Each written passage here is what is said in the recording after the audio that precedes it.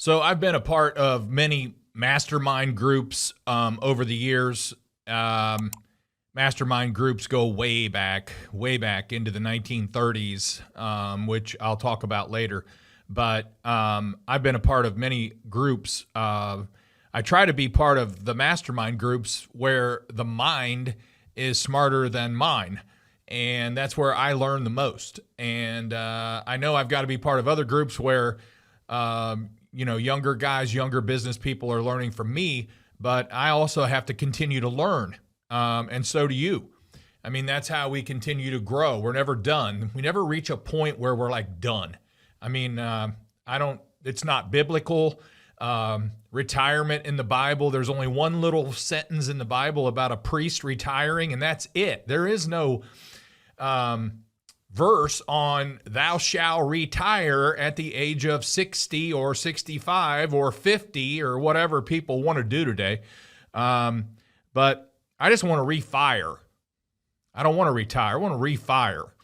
I told you in the podcast the other day that what my plans are, in the future with platinum RV storage and all that kind of stuff. It's just keeping and coaching. I'll still be doing podcasts for as long as I can do them, and coaching and holding boot camps and stuff like that along the way.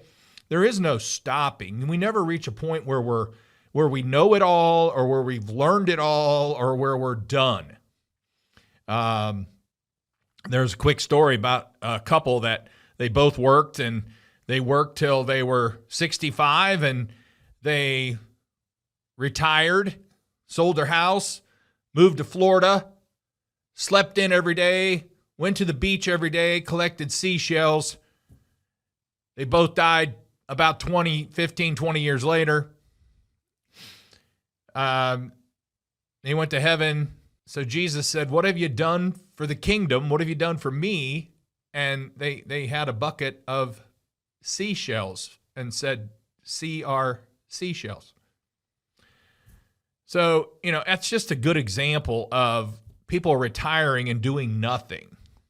I mean, we're going to be held accountable for that. There is no doing nothing. There's constantly stuff to do. There's constantly people to help. There's constantly children to help. There's all kinds of great charities to help. So we're going to talk today. This is going to be part one, the Mastermind Playbook. And I'm excited to get into it. Hey, this is Greg McAfee, and welcome to the Greg McAfee Show. Now let's get started.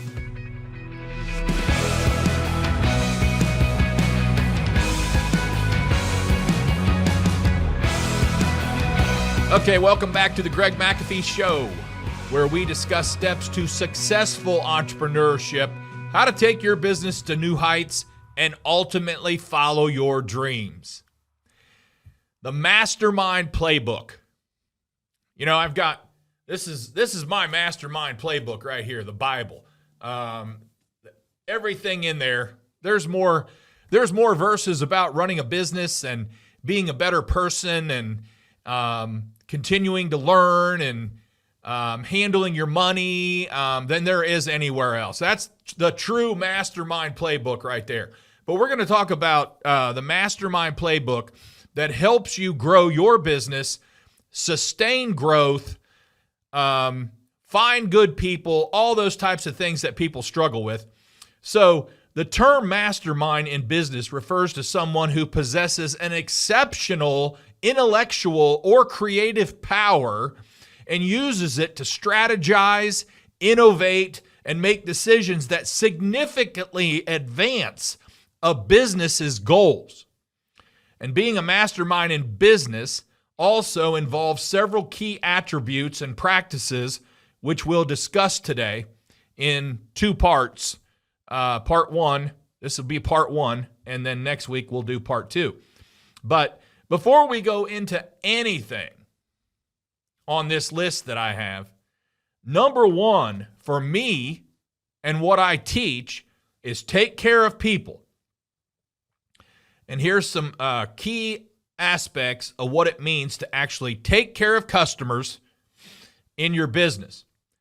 And the first one is to understand their needs. You see, an effective business listens to the customer and understands their needs, their preferences, their pain points.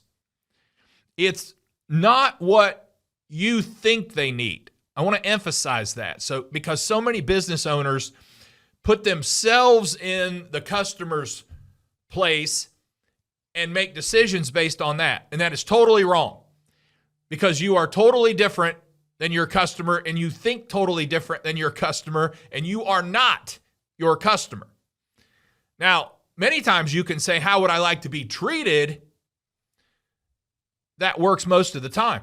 But you might not need a lot of attention. You might not be, your love language might not be words of affirmation or serving or anything like that. The customer might be. So I want you to think about that a little bit differently.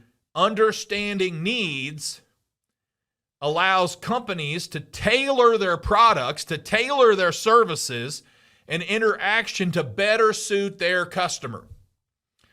Someone called me the other day and wanted me to advertise in a certain location in their association, and it wasn't my customer base. And they said, we're confused why you don't want to advertise. And I said, well, evidently you haven't done your homework, because can you tell me who my customer base is, who my target market is? And they couldn't do it. I mean, they didn't do their homework. They didn't know who we were or anything like that. So understanding needs to take care of people is number one. Providing a quality service. High quality service involves responding promptly. It's not turning your phones off at 5 p.m. and then never responding again till tomorrow at 8 or 9 a.m. That's not how great customer service works. It's responding promptly and efficiently to customer needs, complaints, requests. It's also maintaining a standard of excellence in the products you carry. Don't try to carry the cheapest thing possible just to make more money. You want to make more money, raise your prices, because your quality of service is better and your quality of product is better and your company's reputation is better. That's how you make more money. So provide quality service and then build relationships. If you want better customer service, take care of people better, build relationships. Take care of customers is more than just a transaction. It's about building relationships. By the way, if you just take care of people as well after the sale as you do before the sale, you'll be fine, because so many companies don't. It's wham, bam, thank you, ma'am, and after that, screw you. We've done our job. You paid us, and we're not going to give you much attention anymore. No, that's actually when they need the most attention, is after they paid you $10, $15, $20, $25, $30,000 for a system or a service or whatever, a remodel, whatever it is. That's when they need attention. And so many companies leave the customer behind after they get paid. Totally wrong. That's totally wrong.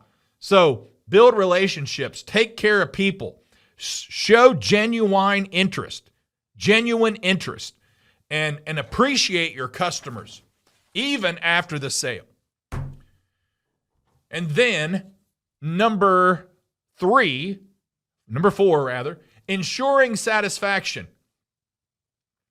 Make sure they're satisfied with their purchase, with their product, with your service. It's crucial. Satisfaction often leads to repeat business, and it also leads to referrals to their friends and their family and everybody else. Okay? Number 5, resolving issues promptly. When problems arise, address them promptly and effectively. Get back with the customer right away. If a customer calls in and you have a customer service department and you have people to handle problems, make sure they're handling them fast. Get to the problem. Get to the point. Take care of the customer. Make them go, wow. It can often turn a negative experience into a positive one. Don't think that every problem a customer calls in is actually a problem. They just want attention. Give it to them. They paid for it.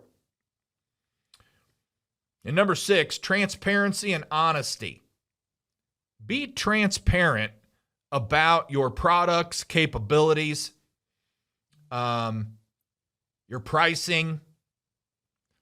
We have, right now it's under construction, but we have an online estimator that gives the customer a price right now.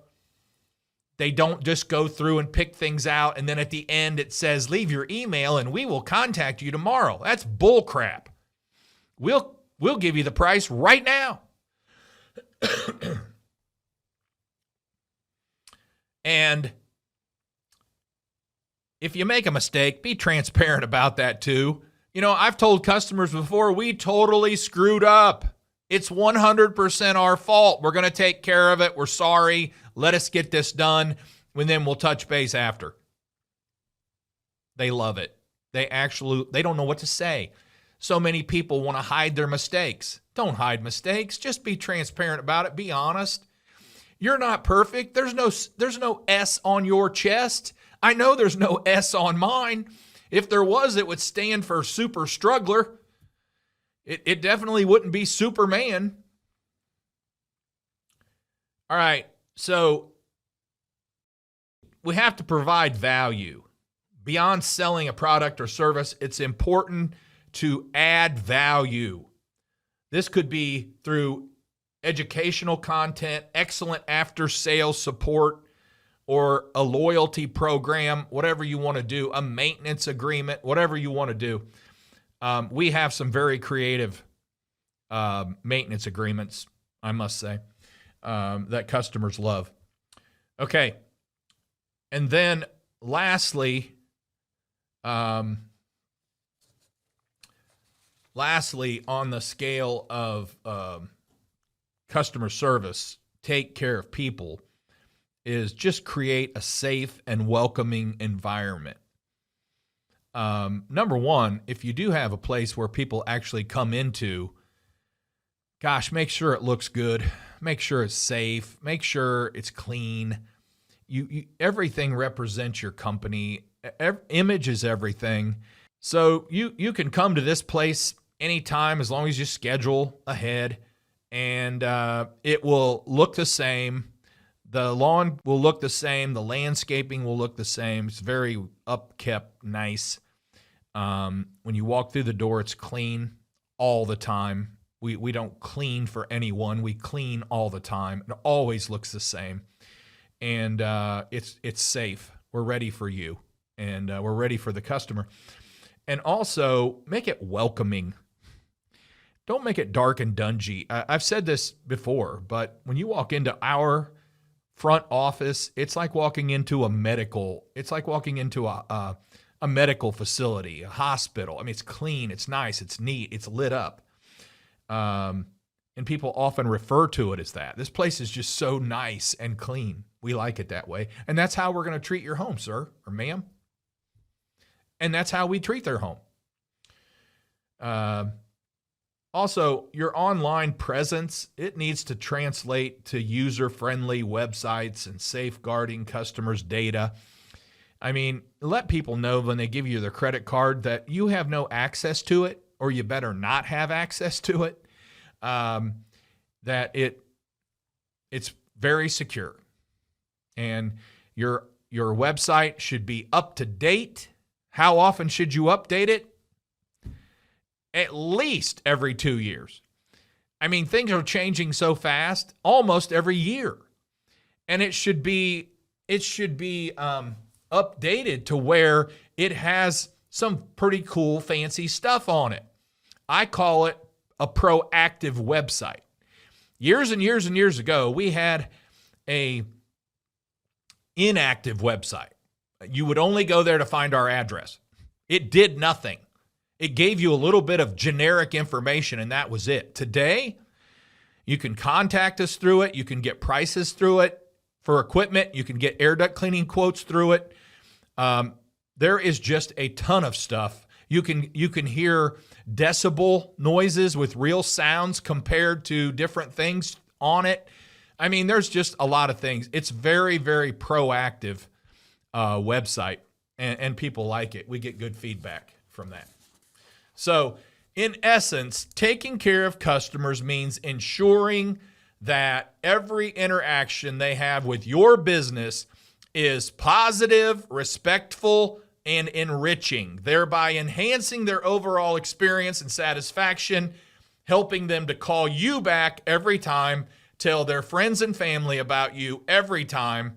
And that's the number one rule at McAfee, and what I teach and preach on is take care of the customer. Take care of people, including your team, your suppliers, and everyone else. Okay, so wrapping up part one, Mastermind Playbook, taking care of people, understanding their needs, providing quality service, building relationships, ensuring satisfaction, resolving issues promptly, transparency and honesty, providing value, and creating a safe and welcoming environment.